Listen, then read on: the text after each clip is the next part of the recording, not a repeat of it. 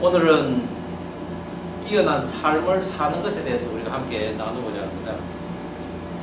야곱의 사랑을 독차지한 라헬은 언니 레아에 대한 시기와 미움, 질투, 그것으로 인한 그 경쟁 속에서 레아와 두 시녀가 10아들을 낳을 동안에 자기는 아들을 낳지 못합니다. 그것으로 인해서 극심한 상심과 스트레스에 야곱을 막 아들을 나로 하여금 낳게 해달라고 막 매달리죠. 그러나 야곱은 뭐라고 합니까?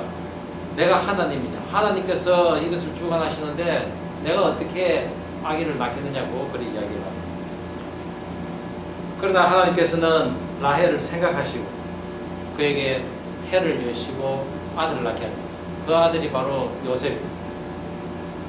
요셉 또한 태어나서 형제들의 시기와 미움, 질투 가운데서 살아갑니다. 그렇지만 그의 아버지 야곱은 요셉을 각별히 사랑하여서 채색 옷을 또 입히며 양육을 합니다.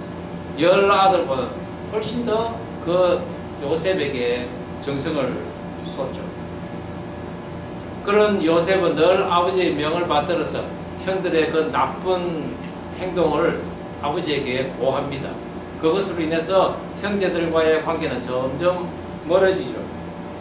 그러던 어느 날 형들이 외지에 나가서 양들을 치고 있는 것을 보고 오라고 야곱은 요셉에게 명령을 합니다. 그 아버지의 명에 순종을 해서 이제 3개월 가까이 요셉이 형들을 만나러 가는데 멀리서 오는 그 요셉을 보고 형들은 꿈꾸는 자가 오는도다 하며 그를 죽이고자.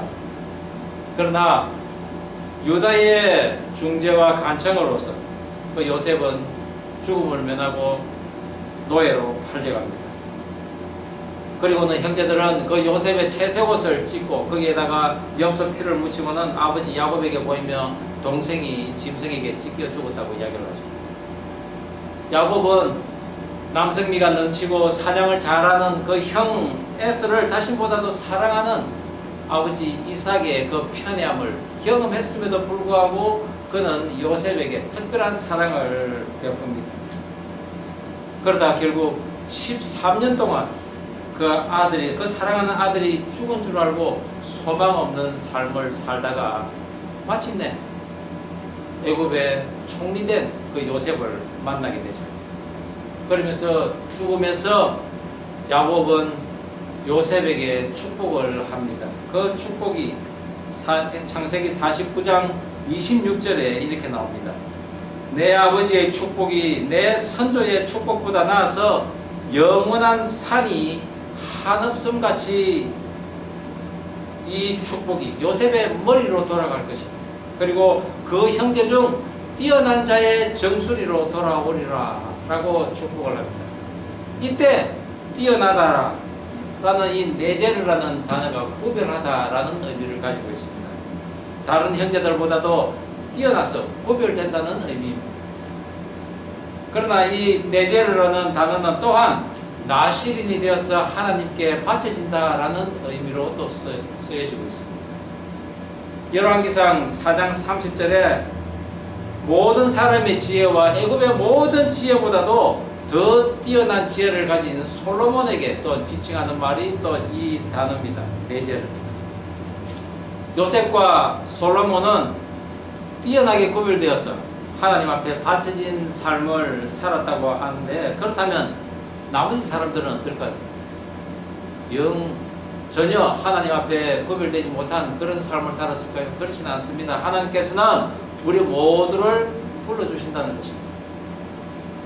마태복음 20장에 포도원의 품꾼들 이야기가 나옵니다. 아침 9시에 온 자나 또 저녁 5시에 온 자나 모두가 공평하게 주인은 한 데나리온씩 줍니다. 물론 이것은 먼저 된 자나 나중된 자나 구원은 하나님께 있음을 알려주는 비유이기도 하지만 동시에 우리에게 뛰어난 재능이 있다면 그 재능을 일찍 발견하고 누리며 감사하며 하나님께 충성하는 그런 삶을 살아가는 사람도 있다면 전혀 그런 재능이 있는지 없는지 상관도 하지 않다가 어느 날 갑자기 부름받아서 나아가는 그런 인생도 있다는 것입니다. 그러나 그런 늦은 인생일지라 하더라도 예수님에게 인도되어져서 구원받는 인생, 그런 인생은 하나님의 포도원에 들어갈 수 있다는 것을 또한 말씀하고 있습니다. 제가 늦게 하나님을 믿으며 목회를 하면서 느낀 것인데, 예수를 믿지 않는 사람들도 이 원리를 잘 적용을 해서 자기 재능을 특별하게 개발하여서 아주 열심히 살아갑니다. 그리고 자녀 교육에도 힘을 무척이나 쓴다는 사실입니다. 제가 생각하기에는 모태신앙자나 또한 오랜 신앙을 가진 사람들, 그런 사람들과 더불어서 그들의 자녀 또한 아주 탁월한 모습으로 살아가지 않겠나라고 생각하지만은, 때로는 교회에서 충성을 다하고 교회에서는 아주 모범적인 삶을 산다고 하지만은 세상에서는 제대로 적응을 하지 못하는 사람도 있는 것을 보게 됩니다. 하나님께서는 믿는 자나 믿지 않는 자에게 동일하게 비와 햇빛을 주듯이 모든 사람에게 다양하고 또한 탁월한 재능을 하나님께서 주셨습니다. 이것을 일반 은총이라고 합니다. 그러기에 성도는 그런 일반 사람들하고는 또한 더욱더 분별되게 살아야 할 것입니다. 성도라고 그저 가만히 있는데 하나님께서 특별한 재능 부어주셨다고 그것을 마음대로 펼칠 수는 없다는 것입니다. 성도 또한 자기 개발을 끊임없이 하고 또한 자신의 가정이나 공동체 발전을 위해서 늘 힘쓰며 부지런히 살아야 하는 것입니다. 하지만 무엇보다도 하나님 성품을 잘 풀어서 설명한 이 성경 말씀을 늘 읽고 배우며 삶에서 실천을 해나갈 때 그 모든 것 위에 뛰어나는 능력을 하나님께서 주시는 것을 믿으시기 바랍니다. 그렇게 사는 사람이 바로 오늘 우리가 살펴볼 나실인의 모습인 것입니다. 오늘 말씀은 그 뛰어남을 갖춰야 할 나실인이 지켜야 할 조건이 있다입니다. 그것은 남자든지 여자든지 맹세하여서 나실인으로 자원하여서 일정 기간 하나님께 드리겠다고 자원하지만은 그가 반드시 지켜야 할 규정이 있다는 것입니다. 거기에는 독주를 마시지 말라는 것입니다. 또한 포도주도 마시지 말고, 두 번째는 머리에 삭도를 대지 말며, 세 번째는 죽음을 가까이 하지 말라는 것입니다. 구별된다는 것입니다. 이 모두가 사실은 죄의 습성과 다 연관이 되어 있습니다. 예수님께서도 세상과 분리된 광야에서 기도를 하셨습니다. 거기에서 금식을 하는 것도 바로 이와 같은 모습인 것입니다. 오늘 저는 탁월하고 구별된다는 이런 나실인의 모습을 통해서 오늘을 살아가는 우리 성도들의 삶은 어떠해야 하는지 함께 은혜를 나누고자 합니다. 나실인의 그 삶의 모습, 첫 번째는 자기의 몸을 여호와께 구별하여 드린다는 것입니다. 본문 2절 말씀 한 목소리로 다시 한번 읽어보겠습니다. 시작. 이스라엘 자손에게 전하여 그들에게 이르라. 남자나 여자가 특별한 서원 곧 나실인의 서원을 하고 자기 몸을 구별하여 여호와께 드리려고 하며, 고대 시대에는 모든 제도가 남성을 중심으로 시행되었기에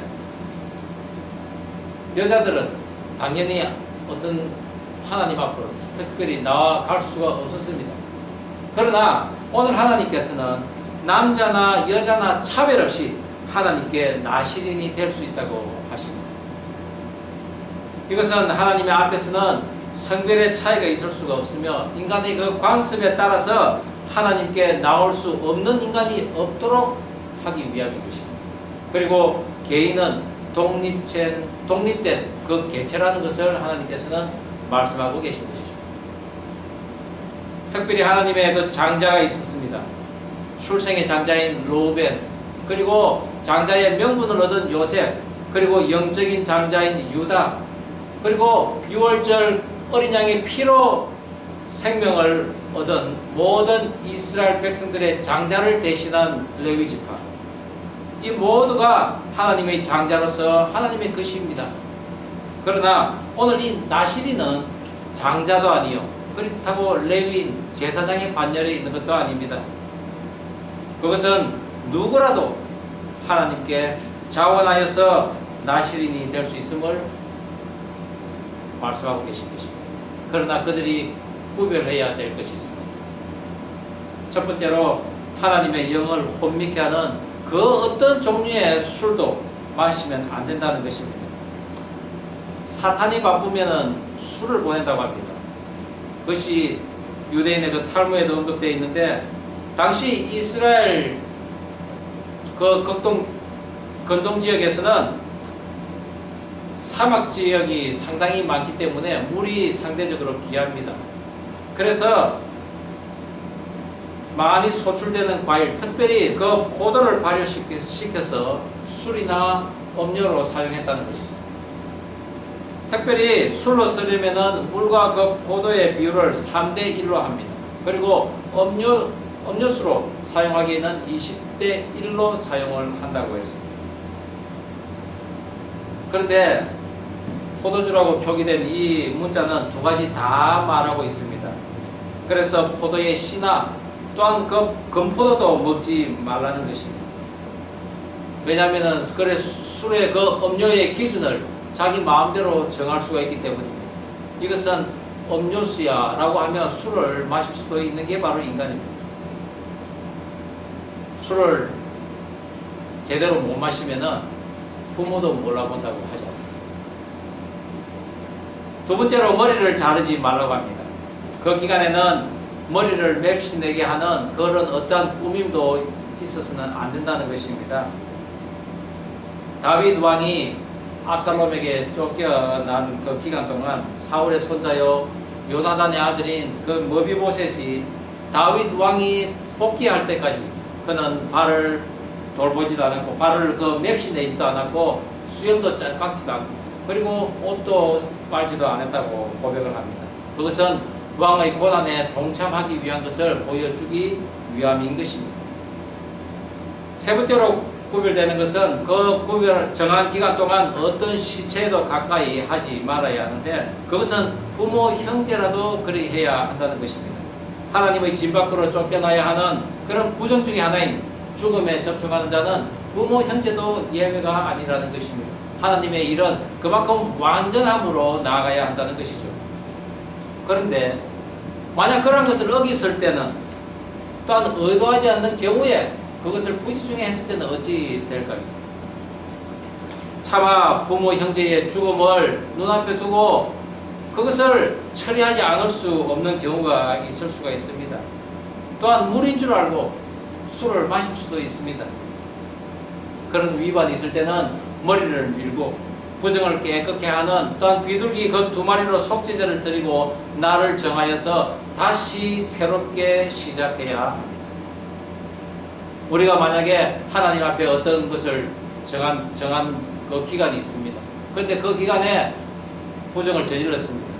없이 그냥 아무 일도 없었던 듯이 계속 하는 것이 아니라 그때까지 다 무혈하고 새로 출발을 해야 합니다. 사사기에 아이를 낳지 못하던 단 지파의 그 마노아의 아내, 그에게 하나님의 사자가 나타납니다. 그리고 너가 이제 잉태하여서 아들을 낳을 것인데 포도주와 독주를 먹게 하지 말고, 그리고 그의 머리에 삭도를 내지 말라고 합니다. 이렇게 해서 나실인이라는 천명을 받은 삼손이 태어납니다. 그러나 삼손은 어떤 삶을 살았습니까? 장성한 삼손은 길거리 가다가도 죽은 그 부정한 시체, 사자 시체에 있는 그 꿀을 먹습니다. 그리고 이방의 그 블레셋 여인과 또한 그 기생인 데릴라와 함께 함으로써 부정케 되었습니다. 그리고 마침내 머리카락이 잘림으로 인해서 하나님의 영이 떠나게 되어버립니다. 그것도 모르고 내가 떨치리라 하며 나섰다가 결국은 블레셋에게 잡혀서 2눈이 빠지고 짐승처럼 맷돌을 돌리는 조롱을 당했습니다. 이 삼손의 이야기는 하나님의 나실인인 그 이스라엘 공동체의 그 성결이 얼마나 중요하다는 것을 알게 해주는 것입니다. 그리고 거룩히 구별된 그것을 어기면은 그 누구라도 그에 상응하는 죄값을 받으리라고 성경은 이야기하고 있는 것입니다. 저와 여러분은 성도로서 구별된 그런 거룩한 삶을 살고 있습니다. 우리가 금해야 할, 마시지 말아야 할 그 독주는 과연 무엇입니까? 그 독주의 씨앗까지도 삼가하라고 하나님께서 말씀하셨는데, 우리가 과연 그 독주의 씨앗까지도 먹지 말아야 할 것은 과연 무엇일까요? 저는 그것이 바로 우리 삶의 주변에 다 있는 것이라고 생각합니다. 지나친 음주, 게임, 그리고 지나친 그 취미, 심지어는 게으름과 나태함, 무관심, 이런 모든 것들이 사실은 우리가 금해야 할 독주이기도 할 것입니다. 우리는 많은 상황 앞에서 이 정도는 술이 아니야 라고 마실 수가 있습니다. 또 이 정도 마셔도 나는 취하지 않아, 그렇게 생각할 수 있다는 것입니다. 적당히 죄와 타협하고 또한 나의 허물 내가 스스로 덮어버리고 그렇게 살아간다는 것입니다. 때로는 나의 외모나 외적인 삶을 가꾸기에 너무나 많은 시간을 또한 허비하고 있는지도 모릅니다. 부정한 것도 대수롭지 않게 또 넘어가고 있는지도 모릅니다. 그러나 우리가 정말 하나님 앞에 구별된 성도라면은 그 모든 것들을 다 금해야, 하나님께서 하지 말라고 한 건 하지 말아야 하는 것입니다. 독주 마시지 말아요. 우리 옆 사람에게 이렇게 이야기하면 좋겠습니다. 독주를 마시지 맙시다. 독주를 마시지 맙시다. 독주의 씨도 먹지 맙시다. 예. 우리가 세상 살아갈 때 삼손처럼 자신의 힘과 능력만을 믿고 그런 뛰어난 재능을 가지고 있었는데도 그것을 무가치하게 만들 수 있는 그런 경우가 있습니다. 그러나 또 한편으로는 요셉과 솔로몬처럼 나라를 이렇게 세우고 부강하게 만드는 그런 탁월한 자도 될 수가 있다는 것입니다. 그것은 어려서부터 교육이 되어져야, 하나님의 말씀으로 늘 훈련되어지고 교육되어야 한다는 것입니다. 요셉도 아버지 야곱에게 늘 그 예법을 배웠을 것입니다. 그리고 요셉은 자기를 사랑하는 그 아버지의 그 명령에 언제나 순종의 모습으로 살았습니다. 그리하여 마침내 애굽 총리가 되어서 이스라엘이라는 나라를 일으킵니다. 잠언서 22장 6절에도 마땅히 행할 길을 아이에게 가르치라, 그리하면 늙어도 그것을 떠나지 아니하리라 라고 말씀합니다. 우리가 악으로부터 구별되고 뛰어난 자로 살기 위해서는 하지 말아야 될 것은 하지 말아야 합니다. 하나님 앞에 그런 구별된 삶을 살 때 그 모든 것을 이기게 하시고, 또한 세상에서는 뛰어난 자로 살 수 있도록 하나님께서 도우실 것을 믿으시기 바랍니다.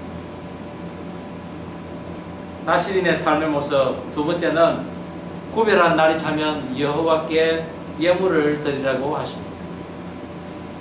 본문 14절 다시 한번 한 목소리를 읽어보겠습니다. 그는 여호와께 헌물을 드리되 번제물로 1년 된 흠없는 순양 한 마리와 속죄제물로 1년 된 흠없는 어린 암양 한 마리와 화목제물로 흠없는 순양 한 마리와. 예물은 레위기에서 살펴보았듯이 하나님 앞에 나아갈 때 빈손으로 나가지 않고 기이한 것으로 가지고 하나님 앞에 나아갑니다. 번제물로, 속죄제물로, 그리고 화목제물로 나아갑니다. 송아지, 양, 염소, 무교병 등을 드립니다. 격식을 갖추어서 제대로 하나님 앞에 나아가는 것입니다. 예수님께서 광야 40일을 하나님 앞에 구별하여 드리면서 무엇을 하나님께 드렸나라고 생각했을 때 하나님께서 그 예수님에게 받으신 것은 바로 예수님의 몸이지 않았나 그렇게 생각합니다. 예수님께서는 그 몸을 드리려고 이 땅에 사실 내려오신 거 아닙니까? 하나님께 서운하여 구별되기를 원하는 이 시대의 성도 또한 바로 이 엄숙한 서원을 하나님 앞에 드리면서 자신의 삶을 하나님께 드려야 한다는 것입니다. 의사나 간호사 되기 전에 히포크라테스 선서를 한다고 하는데 맞습니까? 예. 그걸 함으로써 의료를 시작한다고 하는데 제가 그 선서를 한번 읽어보겠습니다. 이제 의료업에 종사할 허락을 받음에 나의 생애를 인류 봉사에 바칠 것을 엄숙히 서약하노라. 나의 은사에 대하여 존경과 감사를 드리겠노라. 나의 양심과 위엄으로서 의술을 베풀겠노라. 나의 환자의 건강과 생명을 첫째로 생각하겠노라. 나는 환자가 알려준 모든 내정의 비밀을 지키겠노라.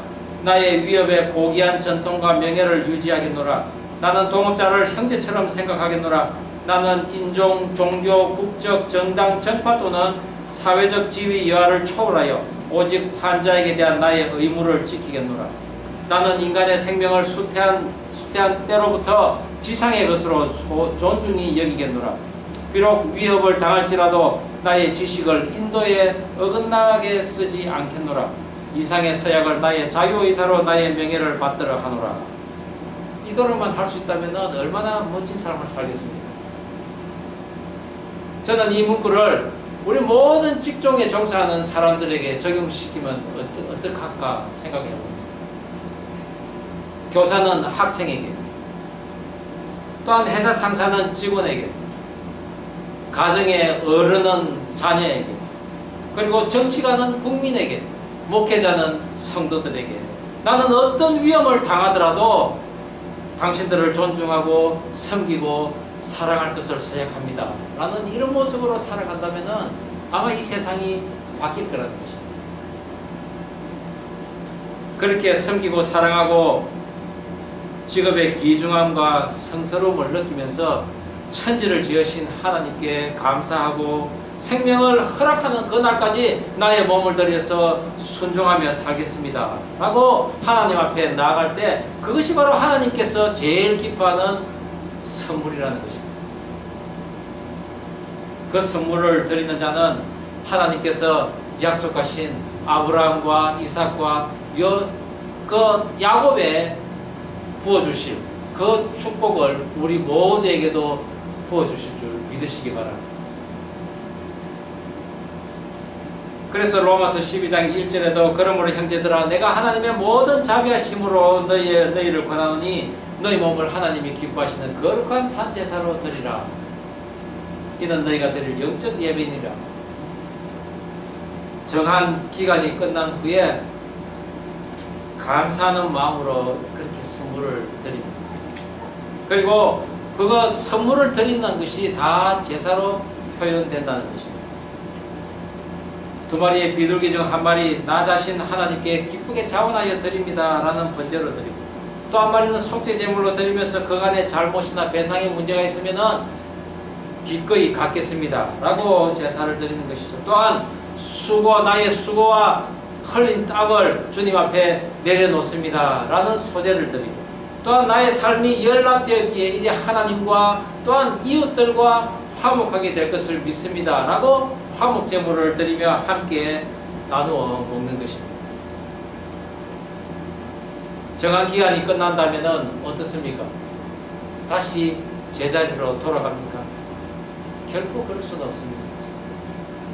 제사를 드리면서 이제는 다시는 그 죄를 짓지 않겠습니다.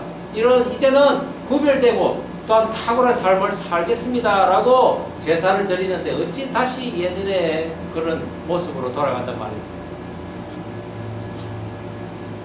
내가 현재 위치한 자리 직분에서 최선의 것인 그런 진실과 공의의 삶을 하나님 앞에 드리는 것이 바로 뛰어난 자로서 구별된 삶을 하나님께 드리는 삶인 것입니다. 일신 우일신 나날이 새로워지는 그런 삶, 그것이 바로 하나님 앞에 드리는 제사의 의미인 것입니다.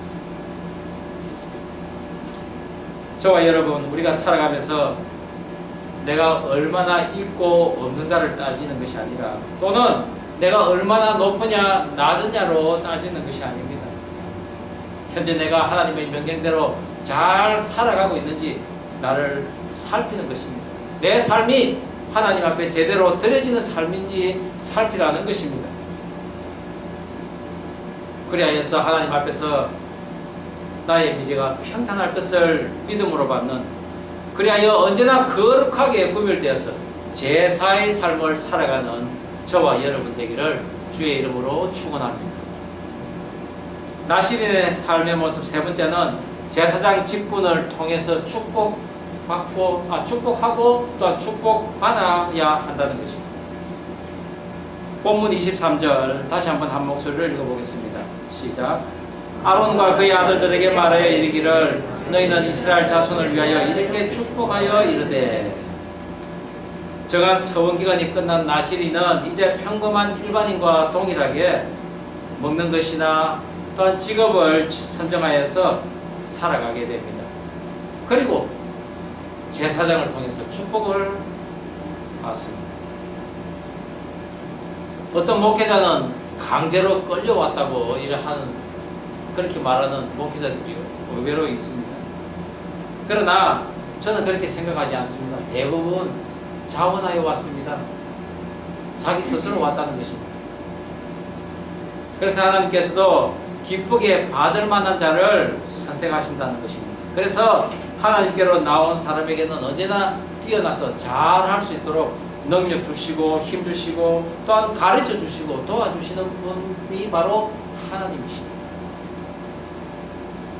그런 하나님의 은혜를 받는 자의 외형이 있는데, 그들은 바로 제사장의 그 직분을 얻어서 하나님의 백성을 축복할 권한이 하늘로부터 주어진다는 것입니다. 사람들에게 축복을 할 수 있는 그런 자리인데 어떻게 강제로 끌려왔다고 그렇게 말을 할 수가 있겠습니까? 그렇다면 성도인 우리들은 어떻게 합니까? 우리가 예배를 드리는 것에 있어서 드리는 것이 있고 또한 받는 것이 있습니다. 기도를 드립니다. 찬양을 드립니다. 그리고 헌금을 드립니다. 그리고 하나님 앞에 받을 것이 무엇입니까? 말씀을 받습니다. 축도를 받습니다. 기도를 받습니다. 그리고 권면을 받습니다. 그리고 하나님의 축복을 받습니다. 우리가 드리는 정규 예배도 드리고 받는 이런 형식으로 짜여져 있는데 우리의 생활도 그렇다는 것입니다. 축복을 받고 축복을 한다는 것은 우리 삶에서 어떤 모습으로 나타날까요? 바로 상대방을 위해서 기도하는 것입니다. 기도로 축복하고 기도로서 우리가 축복을 받는 것입니다.